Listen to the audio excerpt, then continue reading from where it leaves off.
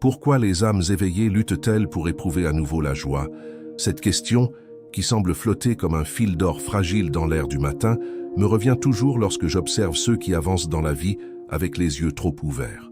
Si vous avez déjà senti au cœur même de votre éveil la disparition mystérieuse de la joie autrefois si simple, comme si un pinceau invisible avait effacé les couleurs de votre monde, alors vous savez déjà que ce phénomène n'est pas une invention de l'esprit, mais le murmure silencieux d'une transformation plus profonde.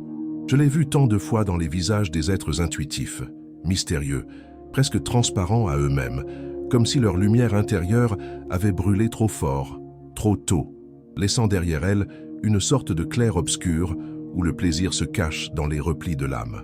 Lorsque je parle de ces âmes éveillées, je parle de vous peut-être, qui avancez avec la sensation étrange que le monde, autrefois vibrant comme un marché animé, est devenu un théâtre où les rires semblent mécaniques et les couleurs trop saturées ou trop fades.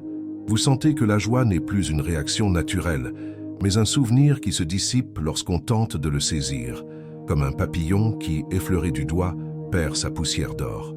Et pourtant, ce n'est pas un signe de perte, mais un signe de vision. Car ceux qui perçoivent la mécanique secrète de l'existence, ceux dont l'intuition perce la brume des illusions humaines, ne peuvent plus goûter la joie comme avant. Ils ne peuvent que la redécouvrir, sous une forme plus subtile, plus exigeante, presque douloureuse dans sa vérité. Il y a dans l'âme éveillée une sorte de fissure, fine mais profonde, par laquelle entre une lumière que d'autres ne voient pas. Cette lumière illumine non seulement la beauté du monde, mais aussi son absurdité, ses répétitions, ses gestes creux, sa danse circulaire.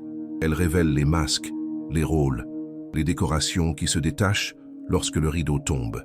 Et quand on voit trop clair, la joie ancienne, celle qui dépendait de l'oubli, de l'innocence, du voile, se dissout comme une peinture mal fixée sous un soleil implacable. J'ai souvent pensé que les êtres éveillés ressemblent à des fresques inachevées. Trop de lumière les abîme, mais c'est cette même lumière qui révèle leur véritable dessein. Si vous avez déjà senti cette fatigue étrange face à ce qui autrefois vous enchantait, si la fête vous étourdit mais ne vous touche plus, si le rire collectif vous semble lointain comme une cloche qu'on entend sans en reconnaître la direction, alors sachez que vous n'êtes pas brisé. Vous êtes simplement passé de l'autre côté du miroir.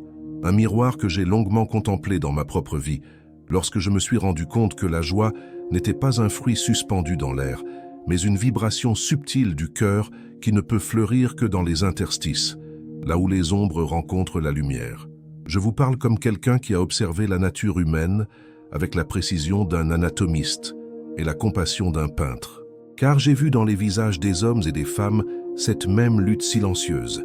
L'éveil vient toujours avec un prix. Lorsque la conscience s'élargit, elle étire les parois de l'âme, et ce qui se trouvait à l'intérieur se fissure. La joie simple ne peut survivre dans un espace devenu immense. Elle doit se transformer, devenir plus fine, plus consciente, plus profonde. Mais avant cette métamorphose, il y a un désert. Et beaucoup s'y perdent, croyant qu'ils ont échoué, alors qu'en vérité, ils sont en train de naître à une nouvelle forme d'existence. Les intuitifs reconnaissent cette sensation mieux que quiconque. Ils sentent les vibrations des autres, les intentions dissimulées, les courants invisibles. Ils perçoivent ce que la majorité ignore, et c'est précisément cette lucidité qui les éloigne de la joie instinctive. Car comment se réjouir lorsqu'on voit, derrière un sourire, la peur, lorsque l'on devine derrière un compliment l'attente, lorsque l'on ressent dans la foule les tensions comme une toile trop tendue prête à se déchirer. Cette hypersensibilité, qui est un don précieux, se transforme parfois en fardeau. Elle prive l'âme de son élan spontané, comme une corde de violon trop serrée, prête à rompre si on la touche trop fort. Je me souviens d'un jour où, en observant un vol d'oiseaux au-dessus des collines, je compris que leur joie de voler venait précisément de leur ignorance des lois qui les rendaient capables de rester dans les airs. Ils ne savaient rien de l'aérodynamique, et c'était cette ignorance même qui leur permettait de goûter la liberté. Mais l'âme éveillée, elle, connaît les lois. Elle devine les courants, les pressions, les forces contraires. Elle sait que chaque montée a une descente, que chaque élan contient une chute possible. Et cette connaissance, bien que magnifique, pèse lourd. Elle transforme la joie en un exercice délicat d'équilibre plutôt qu'en un simple abandon. Il y a aussi, chez les êtres spirituels, une nostalgie profonde. Une nostalgie de quelque chose que le monde matériel ne peut offrir. Une nostalgie du silence originel, de la pureté, de la transparence. Ainsi, la joie terrestre leur semble toujours un peu incomplète, comme un tableau auquel manquerait la lumière idéale. Ils la cherchent, la touchent, mais elle leur échappe, car leurs attentes sont trop hautes, trop fines, sculptées par une compréhension qui dépasse les contours ordinaires de la vie quotidienne. Pourtant, je vous le dis comme je me le suis dit à moi-même un jour, ce n'est pas la joie qui vous quitte, c'est vous qui quittez la forme ancienne de la joie. Vous êtes en migration intérieure, et comme tout voyage, il commence par un déchirement, une perte, un vertige. Les anciennes saveurs disparaissent pour que de nouvelles puissent naître. Mais avant qu'elles n'apparaissent, il y a ce vide, ce silence entre deux notes, ce moment où l'on ne sait plus danser, car la musique a changé. Si vous ressentez cela, ne vous condamnez pas. Vous êtes simplement en train d'apprendre une nouvelle façon de percevoir. Une façon plus vaste, plus lente, plus précise. Une façon qui, au début, vous prive de ce qui vous était familier, mais qui, avec le temps, vous rendra capable de goûter une joie que vous n'avez encore jamais connue, une joie lucide, stable, intérieure, inaltérable.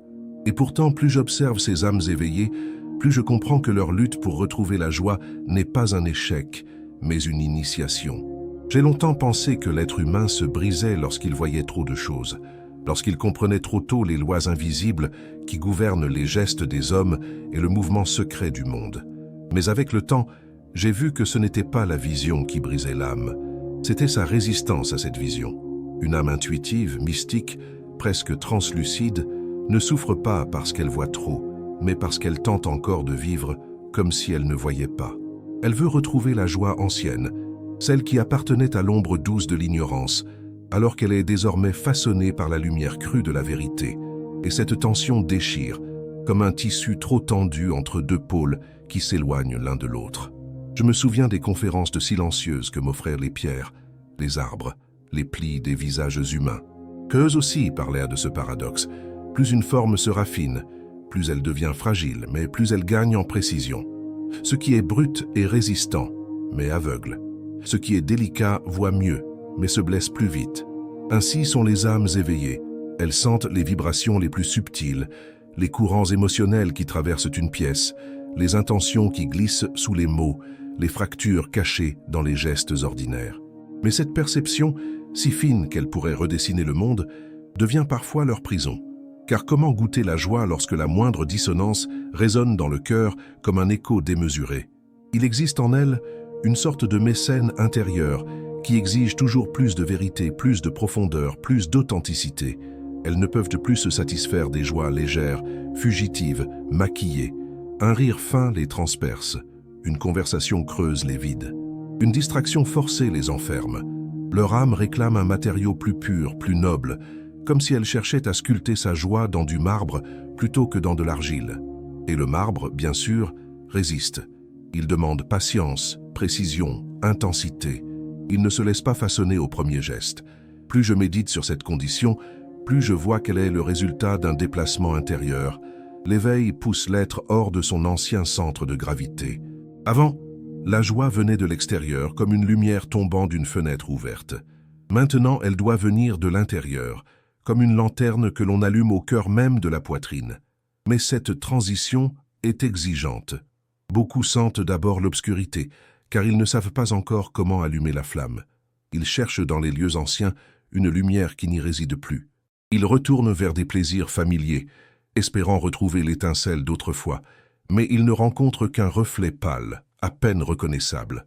Je vous dis cela parce que je l'ai senti moi aussi, dans les salles silencieuses où j'étudiais les ombres, dans les nuits où je veillais devant les machines que j'inventais, dans les visages des hommes que je tentais de comprendre. Il m'arrivait de percevoir tellement d'angles, de possibilités, de vérités simultanées, que la joie se dissolvait dans une sorte de vertige intérieur. Je ne pouvais plus me réjouir simplement. Je devais d'abord absorber la complexité, la contradiction, la profondeur des choses, et parfois cela me laissait sans souffle, comme si la vie entière était trop lourde pour être tenue d'une seule main. Je crois que les êtres spirituels vivent un phénomène similaire. Ils se tiennent à la frontière entre deux mondes, celui de la simplicité humaine, avec ses petites joies terrestres, et celui de la vision intérieure, avec ses révélations tranchantes comme des scalpels. Ce seuil est difficile à habiter. On y perd l'équilibre. La joie n'est plus là où elle se trouvait, mais la nouvelle forme de joie n'est pas encore née. Et alors, l'âme vacille, cherchant une assise dans un monde qui ne lui correspond plus. Les intuitifs ressentent également une solitude particulière, non pas parce qu'ils sont seuls, mais parce qu'ils voient ce que peu voient. Ils sentent le tremblement secret derrière les sourires, la fatigue cachée derrière l'enthousiasme, la nostalgie derrière l'ambition. Ils devinent le non-dit, le soupir invisible, le geste retenu. Et cette perception, qui pourrait être un don, devient parfois une source de tristesse. Car ils savent que la joie véritable exige une présence totale, un accord parfait entre ce que l'on montre et ce que l'on ressent. Or, la plupart des êtres ne vivent pas dans cette transparence. Ils jouent un rôle, portent un masque, comme les acteurs d'une pièce trop longue. Et l'âme éveillée qui voit cela ne peut plus se laisser prendre au jeu. Elle désire une joie nue, pure, authentique. Mais cette joie est rare, comme l'or véritable au milieu des métaux communs. Il faut creuser pour la trouver. Et creuser fatigue. Creuser isole. Creuser transforme. Beaucoup, en creusant ainsi dans leur propre conscience, découvrent des couches de blessures, de tristesse anciennes, de zones d'ombre qu'ils ignoraient. Et cette découverte, bien qu'essentielle, obscurcit temporairement la lumière intérieure. On ne peut pas retrouver la joie en traversant un territoire sombre sans en porter la poussière sur la peau. Parfois, les êtres éveillés se demandent s'ils n'étaient pas plus heureux lorsqu'ils étaient ignorants. Ils se rappellent la légèreté d'autrefois, l'insouciance, la facilité avec laquelle un simple rayon de soleil suffisait à illuminer toute leur journée. Aujourd'hui, le même rayon de soleil les touche, mais il ne traverse plus de la même façon. Il éclaire, mais il ne apaise pas. Ils croient avoir perdu quelque chose, alors qu'en réalité, ils ont gagné une profondeur qui ne s'accorde plus avec la surface du monde. Et pourtant, au milieu de cette transformation, une vérité subtile commence à émerger, comme un croquis invisible qui se révèle sous la lumière. Cette vérité dit ceci: la joie ne reviendra pas telle qu'elle était, elle reviendra autrement, avec une forme nouvelle, avec une vibration plus mature, avec une transparence plus stable. Mais pour cela, il faut accepter ce passage étroit, cette transition, cette nuit intérieure où l'on avance à tâtons. Si vous êtes dans cette nuit, ne détournez pas les yeux. La lucidité qui vous a privé de l'ancienne joie est la même qui vous guidera vers la nouvelle. Et cette nouvelle joie, je le pressens, n'aura plus besoin du monde pour exister. Elle naîtra de votre propre clarté. Il existe un moment, presque imperceptible, où l'âme éveillée cesse de lutter contre sa propre lucidité. Un moment où elle comprend que sa difficulté à éprouver à nouveau la joie n'est pas un défaut, mais une conséquence naturelle de sa nouvelle architecture intérieure. Je l'ai souvent remarqué dans mes études du mouvement. Lorsqu'un corps se transforme, même légèrement, son équilibre s'altère, et il lui faut du temps pour apprendre à marcher avec ses nouvelles proportions. L'âme ne fait pas autrement. Elle doit apprendre à respirer différemment, à percevoir différemment, à se réjouir différemment. Mais dans cette phase de recomposition, la joie semble suspendue, comme une étoile que l'on voit, mais que l'on ne peut atteindre. J'ai observé cela dans le regard de ceux qui savent écouter plus profondément que les autres. Ils ne se contentent pas d'entendre les mots, ils perçoivent les interstices, les frémissements, les hésitations. Ils détectent la cadence du non-dit, comme un peintre devine l'intention sous un trait trop rapide. Cette sensibilité, qui pourrait faire d'eux des artisans du cœur humain, devient parfois un poids immense, car ils absorbent plus qu'ils ne peuvent contenir. Ils ressentent plus qu'ils ne peuvent exprimer. Ils voient trop clair pour se laisser enchanter par la surface. Alors la joie, pour eux, n'est plus immédiate. Elle doit passer par des filtres, des nuances, des analyses. Elle devient une construction intérieure plutôt qu'un élan spontané. Je crois que c'est dans cette transition que la douleur apparaît. Non pas une douleur violente, mais une douleur fine, comme une tension intérieure qui ne trouve pas son point de repos. Cette douleur est le signe que la conscience s'étend plus vite que la capacité du cœur à l'accueillir. C'est un étirement, un agrandissement, une mise en tension des structures profondes de l'être. Une âme qui grandit ressent toujours une gêne, comme un enfant dont les membres s'allongent, avant que les muscles s'y adaptent. Plus la conscience s'élargit, plus elle demande une nouvelle joie, plus vaste, plus stable, plus enracinée.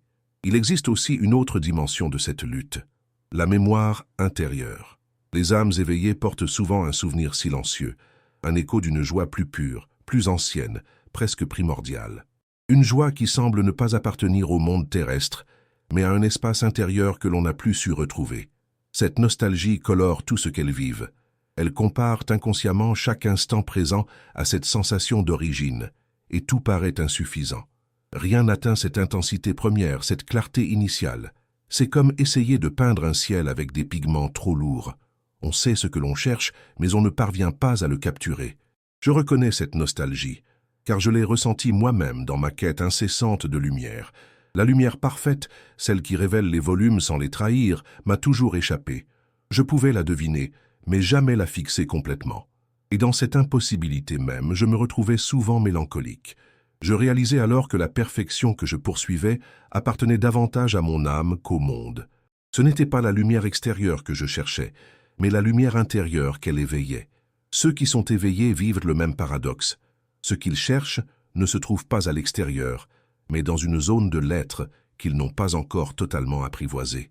Les âmes spirituelles vivent aussi un conflit silencieux avec la temporalité. La joie ordinaire vit dans l'instant. Elle se nourrit du moment qui passe.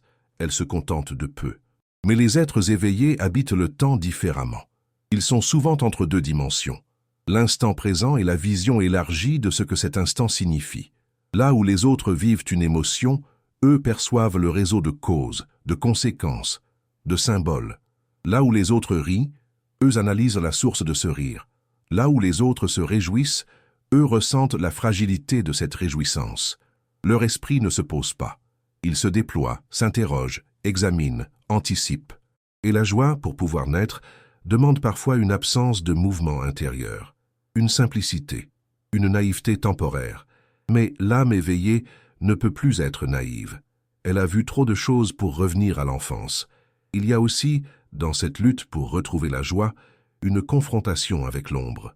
Car plus la conscience s'éveille, plus elle illumine des zones enfouies de l'être, des blessures anciennes, des peurs subtiles, des désirs inavoués, des mémoires que l'on croyait oubliées. L'éveil n'est pas une lumière douce, c'est une lumière précise, presque chirurgicale. Elle révèle, elle expose, elle découpe, et cette révélation, bien que nécessaire, peut submerger. Alors la joie, d'abord, recule. Elle laisse place au nettoyage, à la réorganisation, aux larmes silencieuses qui détachent l'âme de ce qu'elle portait depuis trop longtemps. Je vous parle de tout cela parce que je sais que beaucoup, en avançant sur ce chemin, s'accusent de ne plus ressentir ce qu'ils ressentaient autrefois. Ils croient avoir perdu leur capacité d'aimer, de s'enthousiasmer, de vibrer. Mais en vérité, ils n'ont pas perdu. Ils sont en train de changer de vibration. La joie ancienne ne leur convient plus. Elle est trop petite, trop légère, trop dépendante du monde extérieur. Une nouvelle forme de joie se prépare, mais elle demande une purification intérieure, une maturation, un réalignement. C'est comme si l'âme construisait un nouvel instrument de musique. Elle doit d'abord en tailler le bois, entendre les cordes, en ajuster les volumes. Pendant cette phase, le son est imparfait, hésitant, discordant. Mais ce n'est pas un signe d'échec, c'est le début d'une symphonie nouvelle. Et peut-être que la raison la plus profonde pour laquelle les âmes éveillées luttent pour éprouver la joie est la suivante. Elles ne veulent plus d'une joie qui dépend du monde. Elles cherchent une joie qui naisse d'elle-même, une joie qui soit un état d'être plutôt qu'une réaction. Une joie stable, silencieuse, lumineuse. Une joie qui ne s'effondre pas dès que le vent change. Mais pour accéder à cette joie, il faut abandonner l'ancienne. Et cet abandon ressemble souvent à une perte, à un deuil, à une sécheresse intérieure. Pourtant, c'est ce vide même qui prépare le terrain pour la floraison future. Car rien de véritable ne peut naître dans un espace encombré. Il y a un instant dans la vie de toute âme éveillée où la lutte cesse non par fatigue, mais par compréhension. Un instant où l'on réalise que la joie ne revient pas parce qu'on la poursuit encore avec les gestes anciens, comme un peintre qui, habitué à un certain pigment, refuse d'admettre que la matière a changé, que la lumière exige une nouvelle technique, un nouveau regard, un abandon de ce qui autrefois fonctionnait parfaitement. Je me suis souvent trouvé, face à mes toiles, confronté à ce même paradoxe. Ce n'est pas que la lumière se retirait de moi, c'était moi qui persistais à la chercher où elle ne brillait plus. Ainsi en est-il de la joie des êtres éveillés. Lorsque la conscience s'élargit, le cœur se transforme, et cette transformation crée une tension intérieure difficile à admettre. L'âme commence à percevoir la vie à travers une grille plus subtile, plus vaste, presque trop vaste, pour supporter sans vaciller. Les petites joies deviennent trop étroites, les distractions perdent leur éclat, les gestes familiers perdent leur saveur, et ce qui autrefois suffisait à réveiller un sourire n'est plus qu'un souffle qui égratigne la surface sans jamais atteindre la profondeur. Beaucoup pensent alors qu'ils ont perdu quelque chose, mais en vérité ce n'est pas une perte, c'est une transition, comme passer de l'aquarelle à l'huile, de la surface à la profondeur, du souffle léger au poids noble de la matière. Je crois que le monde moderne a aggravé cette difficulté. Il pousse les êtres sensibles à se disperser, à se fragmenter, à se laisser happer par un théâtre perpétuel où les apparences priment sur la vérité. Pour les âmes intuitives, cela crée un malaise presque insoutenable. Elles ressentent la fausseté des interactions, la superficialité des échanges, la course vide vers une satisfaction qui ne dure jamais.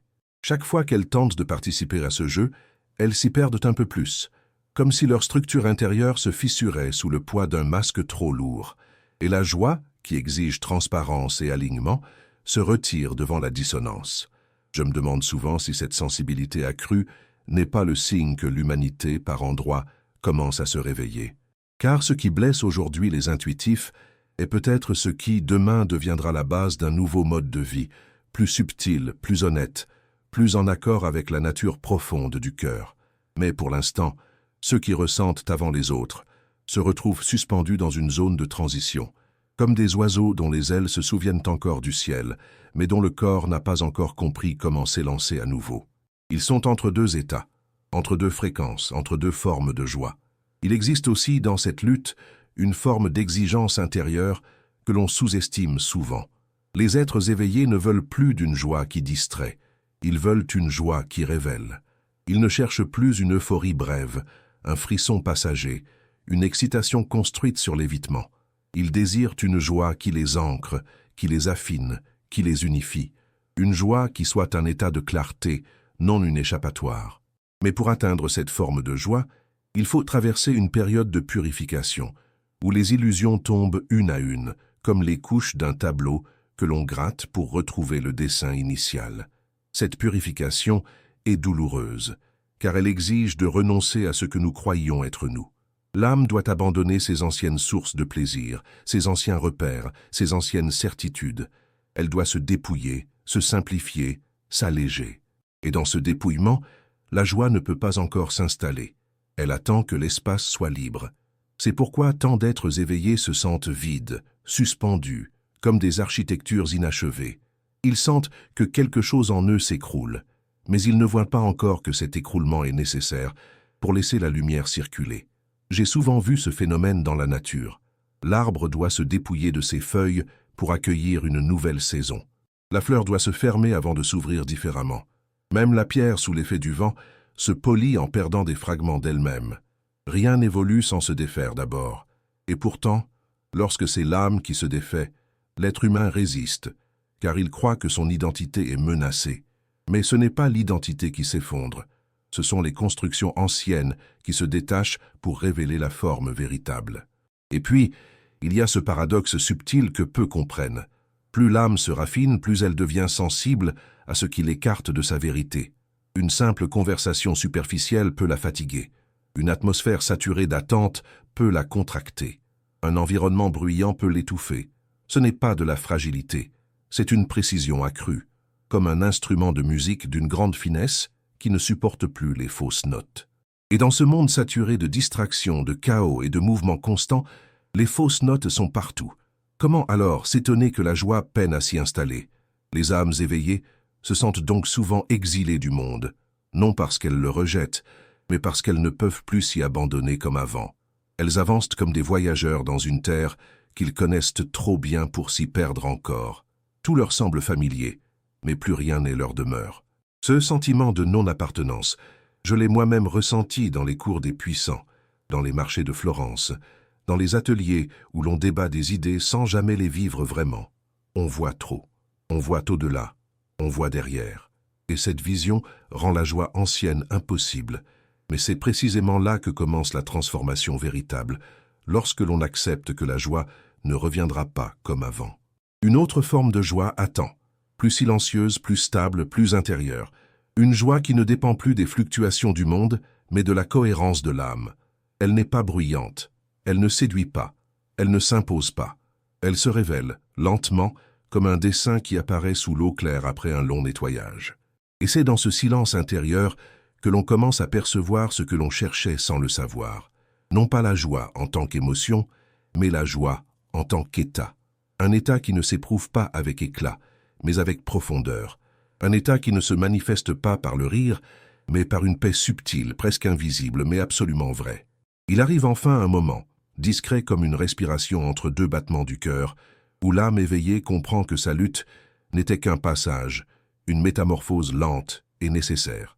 La joie ne s'était pas enfuie, elle changeait simplement de demeure. Elle quittait les surfaces, les gestes rapides, les éclats trop brillants, pour descendre dans les profondeurs, là où la lumière ne se voit pas, mais se ressent. J'ai souvent pensé que la véritable illumination ne vient jamais de l'extérieur. Elle germe dans l'ombre, comme une graine qui ne s'ouvre qu'au plus intime de la terre. Ainsi, la nouvelle joie des êtres éveillés ne surgit pas avec fracas. Elle s'élève doucement, comme un souffle chaud révélant la forme cachée d'une sculpture. Lorsque j'observe la mécanique de l'âme humaine, je la vois comme une machine divine dont les engrenages se réorganisent selon la qualité de lumière qui la traverse. L'éveil modifie cette lumière. Il la rend plus fine, plus incisive, plus exigeante. C'est pourquoi la joie ancienne, trop grossière, ne peut plus y opérer. Il faut un autre type de vibration, plus stable, plus sobre, plus alignée. Et cette vibration apparaît lorsque l'être cesse de chercher à éprouver la joie et commence à se laisser être. Car la joie véritable n'est jamais le résultat d'un effort. Elle est un effet secondaire de la clarté intérieure. Dans mes années de solitude, celles où je contemplais les mouvements des nuages, comme on étudie les pensées d'un géant, j'ai découvert quelque chose qui me semblait alors insignifiant, mais qui aujourd'hui résonne avec une force nouvelle. J'ai compris que la joie profonde naît toujours dans un espace silencieux, dépouillé, presque vide, un espace où rien ne pousse encore, où rien n'est défini, où l'on pourrait croire qu'il n'y a que du manque. Mais ce manque est fertile. Il prépare l'âme à devenir un terrain où la lumière s'enracine. Les êtres éveillés confondent souvent ce vide avec une chute, alors qu'en vérité, c'est une gestation. Et peu à peu, dans ce vide, surgit une sensation nouvelle. D'abord fragile, comme un fil tendu au-dessus d'un abîme, puis plus stable, plus vaste. Une joie qui ne dépend plus des gestes des autres, ni de leurs humeurs, ni du tumulte du monde. Une joie qui ne se brise pas lorsque les circonstances se défont. Une joie qui ne vacille pas lorsqu'on vous déçoit, lorsqu'on vous quitte, lorsqu'on vous maltraite. Une joie qui se tient debout non parce qu'elle est forte, mais parce qu'elle est enracinée. Comme un arbre qui, même sous la tempête, ne perd pas sa verticalité. Cette joie-là est différente car elle vient de la lucidité. Elle vient de la capacité de voir le monde sans s'y perdre, de reconnaître l'imperfection sans en être blessé, de contempler les illusions humaines sans les juger. Je crois que c'est cela la véritable maturité. Non pas une accumulation de savoir, mais la capacité d'aimer la vie même lorsqu'elle cesse de nous flatter. Les intuitifs, les mystiques, les éveillés finissent par découvrir cette vérité, après avoir traversé des déserts intérieurs, où la lumière ne semblait plus vouloir revenir. Mais la lumière ne les avait jamais quittés. Elle s'était simplement retirée dans un endroit où ils n'avaient pas encore appris à regarder. Je vois souvent l'âme éveillée comme une fenêtre dont le verre a été poli encore et encore, au point de devenir presque trop transparent. Tout passe à travers elle. Les émotions des autres, leurs peurs, leurs désirs, leurs incohérences. Cette transparence d'abord épuise. Elle donne l'impression de n'avoir aucune protection. Mais au fil du temps, on découvre que cette transparence est un don immense. Elle permet de voir la réalité sans déformation, sans bruit, sans mensonge. Et voir la réalité ainsi dans sa nudité ouvre la porte à une joie dont le monde ne parle presque jamais. Une joie sereine, stable, immobile, comme une flamme qui ne vacille pas. Il existe un paradoxe que je n'ai compris que tard dans ma vie. Plus on accepte l'imperfection du monde, plus la joie devient parfaite. Car la joie ne se nourrit pas de ce qui est idéal, mais de ce qui est vrai. Elle se loge dans les rides du visage, dans les silences partagés, dans les gestes maladroits, dans l'éphémère. Les êtres éveillés, habitués à chercher des absolus, mettent du temps à reconnaître cette vérité. Ils ont tendance à vouloir une joie pure, immaculée, constante. Mais la joie terrestre n'est pas ainsi. Elle est une lumière oblique, une caresse fragile, une présence discrète. Elle demande que l'on s'y incline, que l'on écoute, que l'on s'accorde à son rythme. Et pourtant, voilà le trésor. Lorsque l'on cesse de poursuivre la joie idéale, la joie réelle apparaît. Elle s'installe dans le corps comme une respiration plus profonde. Elle coule dans la poitrine comme une eau tiède. Elle n'a pas besoin de raison. Elle n'a pas besoin de preuves. Elle n'a pas besoin d'être spectaculaire. Elle est. Et cette simple existence est en soi un miracle. Je voudrais vous laisser avec cette image, qui s'est imposée à moi un soir où la lumière tombait sur un de mes dessins. L'âme éveillée est comme une fresque ancienne que l'on croyait ternie. On la frotte, on la nettoie, on enlève les couches de poussière et de vernis accumulées avec le temps. Pendant un moment, elle semble plus sombre, plus abîmée, presque défigurée. Mais ce n'est qu'une étape. Sous la poussière, les couleurs véritables attendent. Elles sont plus profondes, plus subtiles, plus vibrantes que celles que l'on connaissait. Elles n'éclatent pas, elles respirent. Ainsi en est-il de la joie retrouvée. Elle n'est plus l'éclair bruyant d'autrefois. Elle est une lueur patiente, une présence tendre, une vérité qui ne dépend de rien. Une joie née de la conscience et non de l'oubli. Et lorsque cette joie revient enfin, elle ne quitte plus jamais l'âme qui l'a reconnue.